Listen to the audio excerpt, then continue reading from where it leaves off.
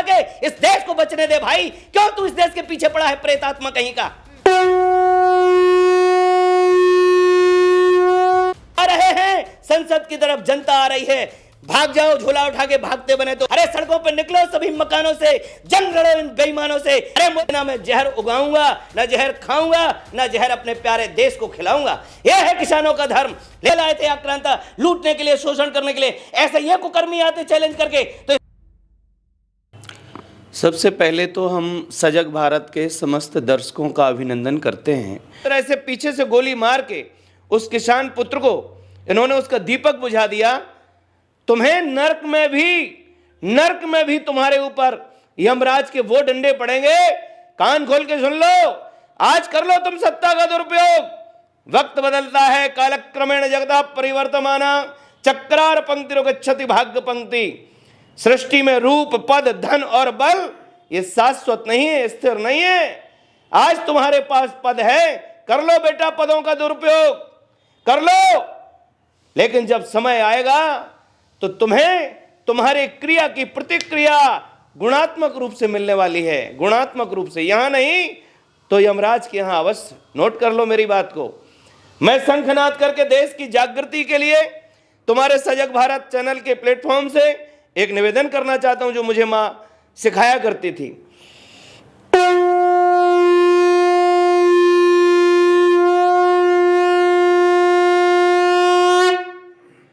उत्तिष्ठ जागृत प्राप्त वरान्य बोध्यत, यह हमारा उपनिषद वाक्य है। उठो उठो मेरे देश के उपभोक्ताओं। भोजन ग्रहण करने से पहले, अन्न ग्रहण करने से पहले विचार मन में करना है।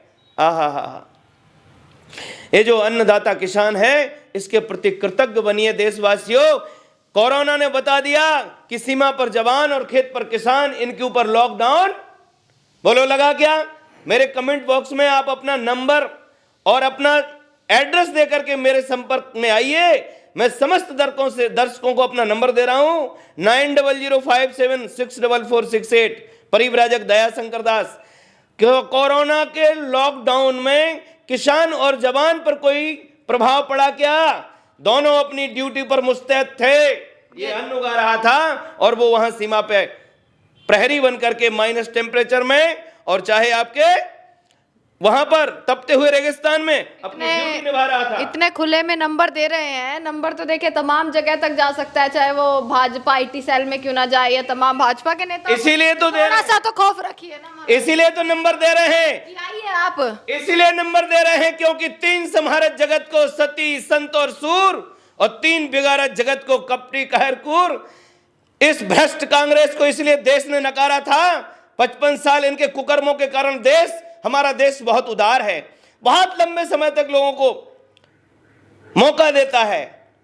कांग्रेस ने लगातार जो अत्याचार किया देश के साथ, भ्रष्टाचार किया, जो घोटाले किए, जिस तरह से इन्हें अंग्रेजी मानसिकता के साथ अंग्रेजी स्ट्रक्चर को हमारे ऊपर लाद करके देश को पीड़ित किया, देश ने लंबे समय के बाद कांग्रेस को नकारा तो बिल्कुल नकार ही दिया। अब औकात नहीं है इन पिल्लुओं की, इन भ्रष्टाचारियों की इस देश की सत्ता में आ सके। कांग्रेस की औकात नहीं। इसके बाद भारतीय जनता पार्टी को इस देश ने जय श्री राम का नारा सुना तो लगा कि जैसे शायद कोई राम को प्रमोट कर रहे हैं लोग। यदि नहीं करे, लेकर आए हैं राम को। यदि राम को प्रमोट करें तो राम के राज्य को प्रमोट करेंगे। इस आशा के साथ देश ने राम को स्वीकार किया था, लेकिन क्या पता था कि इन कालनेमियों का कि ये कालनेमी सिद्ध होंगे। राम का नाम लेकर के हनुमान जी जैसे महान विचारक को, महान चिंतक को, महामनीषी को, एक महान योद्धा को कालनेमी अपने माया के जाल में कुछ समय तो जरूर फंसा के रखने की एक कला जानते हैं कालनेमी। लेकिन कालनेमियों सुन लो, जो तुमने बर्बरता की है इस देश के साथ, जो तुम्हारा चरित्र आ गया है, राम का नाम लेकर के कार सेवकों पर जिस तरह से तुमने मिली भगत के साथ उत्तर प्रदेश के तत्कालीन मुख्यमंत्री और उसका सचिव जो इस समय राम मंदिर में नेता बना घूम रहा है, इन सब के साथ, मुलायम सिंह के साथ जिस तरह से इन लोगों ने, इन कालनेमियों ने, वर्तमान नेतृत्व ने साठ गांठ करके जैसे राम भक्तों पर गोलियां चलाई, उनकी लाशों पर जो रोटियां सेकी, और ये रामराज की बात करेंगे ये कालनेमी पाखंडी। अरे तुम्हें ये देश नकार चुका है, ईवीएम का चुनाव नहीं होगा। हम जस्टिस चंद्रचूड़ जी से कहेंगे, हे मिस्टर चंद्रचूड़, आप इस बार इस देश के मिजाज को समझिए। यदि ईवीएम का चुनाव थोपा गया तो यह भारतीय जवान किसान पार्टी, जहां आज मैं बैठा हूं पार्टी कार्यालय में, इस देश के संपूर्ण चुनाव का बहिष्कार करेगी, क्योंकि इस देश में सबसे बड़े राजनीतिक आतंकवाद का सर्जिकल स्ट्राइक करने के लिए सरहद से कमर कस के ये योद्धा संसद की तरफ जा रहा महाराज जी, है। आप क्यों ईवीएम के पीछे पड़े? आपका राजनीति से कोई मतलब नहीं, मेरा पूरा आपका मतलब कांग्रेस है। से मतलब नहीं, आपका भाजपा से मतलब नहीं है, तो फिर आप ईवीएम मेरा सबसे मतलब है बिटिया, मेरा सबसे मतलब है। आप भी राजनीति कर रहे हैं। इस हमारे देश को सती संत और सूर, हम आपसे पूछते हैं, आप इस देश के नागरिक हो कि नहीं हो? पहले नागरिक हो, बाद में पत्रकार हो। आप इस देश को संविधान के आधार पर, हमारे प्रियम्बल में जो 5 सद्भावना है, उनका इम्प्लीमेंटेशन चाहते कि नहीं चाहते? बताइए, आप चाहते हो ना? अभी है नहीं इम्प्लीमेंट, कतई नहीं है बिटिया, कतई नहीं है। कॉन्स्टिट्यूशन से मतलब देश ही नहीं चल रहा है इस हिसाब से। ये कॉन्स्टिट्यूशन से देश चल रहा होता तो इस देश के साथ ये जो इनकी गद्दारी दिख रही, अरे गद्दारों को राज मिला है, जनता को वनवास मिला है, लेकिन हमारे देश की प्रसुप्त जनता, अगर शंख की ध्वनि तुम्हारे कानों तक पहुंच रही है तो जागो, जागो मेरे देशवासियों। ये छद्म भेष में बैठे हुए आतंकवादी, ये अपराधी संसद में जो तुम्हारे को प्रलोभन के माध्यम से, कहीं आस्था के माध्यम से जय श्री राम का नारा लगा के, कहीं मुसलमानों से डरवा के, कहीं किसी प्रकार से तुम्हारे ऊपर अपना भय, आस्था, प्रलोभन का जादू चला करके 76 साल से तुम्हें लूट रहे, तुम्हारा खून पी रहे हैं। उग्र करने की कोशिश कर रहे हैं आप जनता। उग्र करने की नहीं, ये संतों का कर्तव्य है कि जागो, सोए हुए लोगों जागो। अगर जागोगे नहीं तो तुम्हारा यूं ही शोषण होता रहेगा। आज देश में बीमारियों का स्तर, बुराइयों का स्तर इतना ऊंचा हो गया है, 5 करोड़ से ज्यादा केस पेंडिंग में है, न्याय नहीं है देश में। साहब चंद्रचूड़ जी, भारतीय जवान किसान पार्टी को यदि आप लाना चाहते देश में सुशासन, परिवार मूलक प्रबंधन, तो ईवीएम का बहिष्कार करते हुए इस देश के पहली बार प्रहरी योद्धा आ रहे हैं। और किसानों के लिए ये जो शोषण का व्यूह बना हुआ है इंटरनेशनल लेवल पे, जिसके लिए इन्होंने 3 काले कानून बनाए थे, 13 महीने में 750 किसानों ने बलिदान किया, और अभी भी वही बलिदान की परंपरा फिर से शुरू हो गई है। आपको क्या लगता है, ये असली किसान है या नकली किसान है? कौन कहता है कि किसान कभी नकली होता है? किसान नकली कुछ होता है। तथ्य कहते हैं असली किसान खेतों में है, नकली बॉर्डर पर है। किसान के घर में बाप भी होता है, बेटा भी होता है। बॉर्डर पे उसी किसान का बेटा है जो माइनस टेम्परेचर में ड्यूटी कर रहा, तिरंगे में लिपट के उसकी लाश आ रही है। कौन है बॉर्डर पर? किसान का ही बेटा है। एक खेत में है, दूसरा आज यहां अपने हकों की लड़ाई लड़ रहा। और हम किसानों से भी एक अपील कहना चाहते हैं, परिव्राजक होने के नाते, किसानों संकल्प लो, तुम इस देश के अभिभावक हो, अन्नदाता हो, तुम मुख्य नागरिक हो। हमारी कृषि संस्कृति ही भारत की मूल संस्कृति है, क्योंकि हम लोग एग्रीकल्चर को, कृषि संस्कृति, ये जीवन शैली है भारत की। इसी कृषि संस्कृति के आधार पर हम विश्व गुरु थे, विश्व की जो हम पोषण की जिम्मेदारी निभाते थे, क्योंकि ईश्वर ने, प्रकृति ने आपको सब प्रकार का 26 तरह का क्लाइमेट जोन दिया है। यदि भारत इतना श्रेष्ठ उत्पादक देश है तो किसानों आपका कर्तव्य है कि वर्तमान में इन दलाल नेताओं की मिलीभगत से जो pesticide, herbicide, insecticide, chemical farming होकर के जो आज कैंसर ट्रेन देश में चल रही है, इसके लिए किसानों एक बार आपको भी यूटर्न लेना पड़ेगा। सस्टेनेबल डेवलपमेंट की तरफ, तुम्हें भी ऑर्गेनिक फार्मिंग की तरफ यूटर्न लेना पड़ेगा। यदि नहीं लेते हो तो तुम स्वयं कालिदास रोग से ग्रसित हो। आज किसान के घर में भी कैंसर पैदा हो रहा है, किसान भी डायबिटिक हो रहा है, किसान भी आज हार्ट अटैक से मर रहा है। अरे किसानों, यदि तुम कृषि संस्कृति के संवाहक हो तो मेरे साथ उत्तर दो, मेरे साथ एक बार तुम दोहराओ कि ना मैं जहर उगाऊंगा, ना जहर खाऊंगा, ना जहर अपने प्यारे देश को खिलाऊंगा। यह है किसानों का धर्म। लेकिन तुम्हारे पास अपनी विचार स्वायत्तता नहीं है, तुम्हारी ऊर्जा नहीं, तुम्हारे पास बीज नहीं, खाद नहीं, तुम्हारा पानी नहीं। इसलिए प्यारे देशवासियों, हम चाहते हैं कि आपके लिए, आपको यह कटोरा लेके इन मूर्ख नेताओं से मांगने की जरूरत नहीं है। 2024 में एकत्रित हो जाओ, संगठित हो जाओ मेरे प्यारे भाइयों। संघे शक्ति कलौ युगे। तुम्हारे ये बच्चे जो सरहद पे खड़े थे, संतों से प्रेरणा लेकर के इन्होंने एक बार अपना बेल्ट टाइट कर लिया और उन्होंने ये संकल्प ले लिया कि अब हम सरहद के गुंडों से तो निपट आए, और हमारे दूसरे जो भाई खड़े अभी ऑन ड्यूटी, वो निपटते रहेंगे। लेकिन संसद में बैठे जो गुंडे जो किसानों पर बौछार कर रहे, गोलियों की, पानी और बम लगा रहे हैं, उनके साथ जो बर्बरता कर रहे हैं, अब ये हमारा पूर्व सैनिक। संत ये कह रहे हैं कि लोकतंत्र जो है वो हटा दिया जाए एक तरीके से, ना कोई पार्टी होनी चाहिए, ना किसी तरीके की राजनीति होनी चाहिए। हम ये कह रहे हैं कि इस देश में सच्चरित्र लोगों को संसद में जाना चाहिए और अपोजिशन। कौन है वो लोग? सच्चरित्र वो लोग हो सकते हैं जिनकी कथनी करनी में एकता। मनस से कम बचत से कम कर्मण्य कम महात्मा नाम, मनस से अन्यत बचत से अन्यत कर्मण्य अन्यत दुरात्मा। अरे झूठे पापी, अरे पाखंडी, तेरे जैसा तो कोई निकृष्ट प्रधानमंत्री इस देश को कलंकित करने वाला अभी तक नहीं आया। हट! प्रधानमंत्री है, थोड़ा सा सम्मान है। कोई सम्मान नहीं, इसके पास सम्मान का कोई अधिकार नहीं। इसने किसानों की हत्याएं कराई, राम भक्तों की हत्याएं कराई। उन्होंने कहा किसानों को सौगात दी है। इसने अपने बाप की तरफ से दी के सौगात, इन्हीं के टैक्स का पैसा है, इनके पिताजी का पैसा नहीं इस मोदी का। अरे मोदी हट जा, झोला उठा के इस देश को बचने दे भाई। क्यों तू इस देश के पीछे पड़ा है, प्रेतात्मा कहीं का। वो तो अभी भी कह रहे 370 पार है। 370 पार है, ऐसी कम तैसी पार है। ईवीएम हटाओ बेटा, 30 सीटें आ जाए तो बताएं हम तुमको। चैलेंज दे तो रहे हैं, हम तो बोल रहे हैं चैलेंज दे करके। 30 सीटें नहीं आएंगी बेटा इनको कर्मियों की, 30। हाँ बिल्कुल हम बोल रहे हैं। और तुझे हम चैलेंज करते हैं, कफन पहन के आए हैं। पहले दिन से मेरे 2500 वीडियो वायरल हो रहे हैं। यही तेरी छाती पे रहे हूं दिल्ली में, तेरी ईडी सीडी जितना भी तेरे पास औकात हो, जितने तेरे अंडरवर्ल्ड के गुंडे हो, मुझे मरवा दे। तुझे चैलेंज है, तुझे चैलेंज। अरे गुंडे, तुझने तेरे से क्या उम्मीद की थी संतों ने कि तेरे आते ही गौ हत्या रुकेगी। तूने बीफ एक्सपोर्ट बढ़ाया है। गौ माता की हत्या कराने वाला कभी राष्ट्रभक्त नहीं हो सकता, राम भक्त नहीं हो सकता। इसलिए इस नीच व्यवस्था को हम कहना चाहते हैं, इस दुष्ट प्रधानमंत्री को कहना चाहते हैं कि जितने जल्दी इस देश की जनता नकारे। अरे सड़कों पर निकलो, सभी मकानों से जंग लड़ो इन बेईमानों से। इसकी आवश्यकता है आज देश को। बहुत देर हो जाएगी यदि इस देश के लोग इसी तरह के भय आस्था प्रलोभन के बीच में फंसे रहेंगे तो।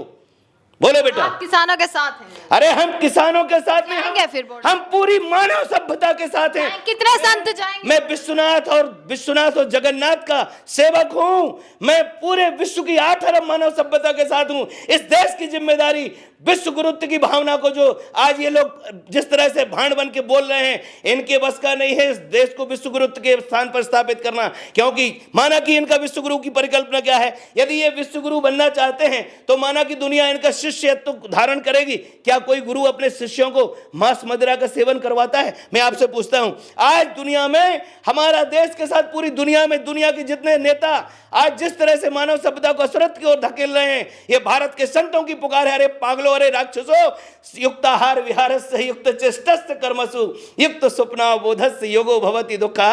हम कहना चाहते हैं कि ये योगियों का देश है, महात्माओं का देश है, ये सती संत सूरमाओं का देश है। इस देश में ये पापी पाखंडी रेपिस्ट मर्डर्स अपराधी गुंडे, ये माफिया जिस तरह से अपना तांडव दिखा रहे हैं, धमकियां दे रहे हैं, जिस तरह से बर्बरता कर रहे हैं, जिस तरह से सत्ता का दुरुपयोग कर रहे हैं, इनको तत्काल 2024 में आ रहे हैं सरहद से उन्हीं शोषित पीड़ित वंचित किसानों के सपूत आ रहे हैं। संसद की तरफ जनता आ रही है। भाग जाओ, झोला उठा के भागते बने तो। चलिए महाराज जी, काफी आग बबूला हो चुके हैं। आग बबूला हो चुके हैं। कब तक सहेंगे अत्याचार? क्योंकि अत्याचार करने वाला अज्ञानी होता है, अत्याचार सहने वाला पापी कहलाता है। हम न पाप किया है न पाप सहेंगे। इसलिए पूरे आत्मविश्वास से देखो कह चुके हैं कि 370 से 400 सीट हमारी है। आपको जो बोलना है आप बोल दीजिए। ईवीएम से चुनाव नहीं होगा। सुन लो बेटा पाखंडियों, चैलेंज दे रहे हैं। चैलेंज 100 बार चैलेंज, नहीं तो भारतीय जवान किसान पार्टी पूरे चुनाव का बहिष्कार करेगी। कोई चुनाव नहीं होगा इस देश के अंदर फिर। चलिए महाराज जी हमारे साथ मौजूद थे और आक्रोश में हैं अभी। आक्रोश नहीं है, ये पीड़ा है, ये पीड़ा है, ये पीड़ा है इस देश की। अगर ये झूठ बोल के आए हैं, झूठ बोल के नहीं आते, वैसे ही आते जैसे अंग्रेज आए थे, वैसे ही आते जैसे अंग्रेज आए थे, ऐसे जैसे अंग्रेज आए थे, जैसे मुगल आए थे आक्रांता लूटने के लिए, शोषण करने के लिए, ऐसे ये कुकर्मी आते चैलेंज करके। तो इस देश की जनता नहीं, इस देश की जनता नहीं, हमारी बहू बेटियां इनको मार मार जूता चप्पल से इनको क्या लूट लिया? अरे इन्हें सत्यानाश कर दिया देश का। इन्हें देश की संस्कृति में दामनी। तुम बताओ, ये देश कन्यादान वाला देश है। लंदन का लिव इन रिलेशनशिप कानून यहां थोपा गया। भला बताओ, भारतवर्ष के लिए, हमारी संस्कृति के लिए, हमारी देव संस्कृति के लिए श्रेयस्कर है क्या? भारत के ऊपर लिव इन रिलेशनशिप हमारे लिए कल्याणकारी है क्या? अंग्रेज समझ गए थे कि यदि भारत की नारियां पवित्र रहेंगी तो इनकी कोख से स्वामी दयाशंकर जी जैसे हजारों महात्मा पैदा होंगे, हजारों सूरमा पैदा होंगे, शहीदों की तरह इस देश को संत और सूरमा मिलेंगे। लेकिन दुष्ट अंग्रेजों ने जो कानून बना के हम पे थोप दिया और उसी को ये दलाल नेता हम पर लागू कर रहे हैं, थोप रहे हैं, उसका हम विरोध करते हैं। भारत की संस्कृति बचाने के लिए हम आह्वान करते हैं देश के सच्चे संतों से, देश के सच्चे सपूतों से, सच्ची नारियों से, जिनको अपनी अस्मिता बोध है कि इस अंग्रेजी स्ट्रक्चर को हटाना पड़ेगा। तब भारत का देवत्व और शिवत्व इस संसार की मानव सभ्यता का कल्याण करेगा। यदि हम विश्व गुरु बनना चाहते हैं तो आओ आओ हम चुके हैं, विश्व गुरु बन चुके हैं। नहीं बेटा, मोक्ष सापेक्ष हमको अपने जीवन दर्शन को समझना नंबर पड़ेगा। 1 नेता है, गूगल पर टाइप कीजिए आप, नंबर 1 नेता कौन? नरेंद्र मोदी सबसे नंबर एक पहला नाम प्रधानमंत्री, नंबर 1 झूठा। अभी नेपाल की संसद में वहां का एक सांसद कह रहा है कि सबसे बड़ा झूठा प्रधानमंत्री यदि कोई है दुनिया का तो भारत का ये पाखंडी प्रधानमंत्री है। ऑन रिकॉर्ड देख लो आप, वहां की नेपाल की संसद में वहां का। तो क्या करेंगे महाराज जी, क्या करेंगे जीत गए तो? हम सबसे पहले सत्संग मंत्रालय बनाएंगे, मोदी के बाल बनाएंगे तिहाड़ जेल में, उसको हम गुरुकुल में रखेंगे। सबसे पहले तिहाड़ जेल के अंदर मोदी जी जीत गए तो क्या करेंगे? स्पेशल मोदी नहीं जीतने वाला, मोदी नहीं जीतने वाला, किसी कीमत पे ईवीएम से चुनाव नहीं होगा।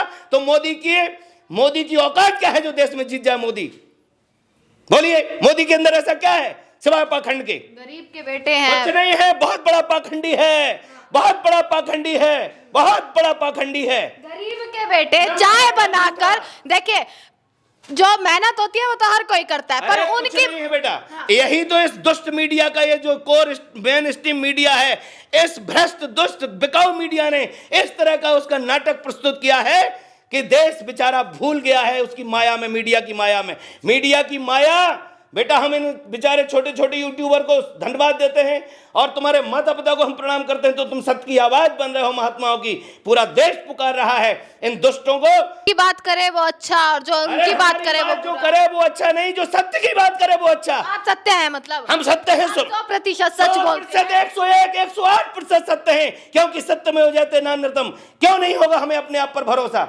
दूसरे से प्रमाण पत्र लेंगे कि अपनी सत्यता का, हमारा जो बिल पावर है, हमारा जो अपना कॉन्फिडेंस है, हम कहते कि आओ आंख मिला के आओ, सिक्योरिटी हटा के आओ, आमने सामने आओ, डिबेट कर लो बेटा, जितने ये सत्यवादी बनते हैं। अरे कुकर्मियों, तुम्हारी औकात नहीं है आंख मिलाने की, औकात है तो हम तुम्हारे पिताजी को चैलेंज करते हैं, आमने सामने बैठो, फिर देश की समस्याओं पर विचार करो। क्या बात करते हो? चलिए देखिए, किसान आंदोलन पर चर्चा थी और चर्चा जो है वो अलग ही मोड़ पर चली गई। काफ़ी सारी बातें महाराज जी ने भी बताई और तमाम ऐसी चीज़ें, तमाम ऐसी खबरें जो लगातार दिन प्रतिदिन आती हैं, उनकी राय आम जनता से लेकर हर किसी की राय हम आप तक पहुंचाते हैं। इसी के साथ एक तरफ आंदोलन है, एक तरफ 2024 के लोकसभा चुनाव है और उन्हीं के बीच हैं ऐसी कुछ छोटी मोटी खबरें जो कहीं ना कहीं अगर छिपती हैं तो हम उसको दिखाने के लिए यहाँ पर बैठे हैं कि हम उन सभी चीज़ों को, उन सभी खबरों को जो है आप तक दिखाएंगे, ज़मीनी हकीकत जो है वो आप तक पहुँचाएंगे। इसी के साथ देखते रहेगा सजग भारत। आपका बहुत बहुत शुक्रिया।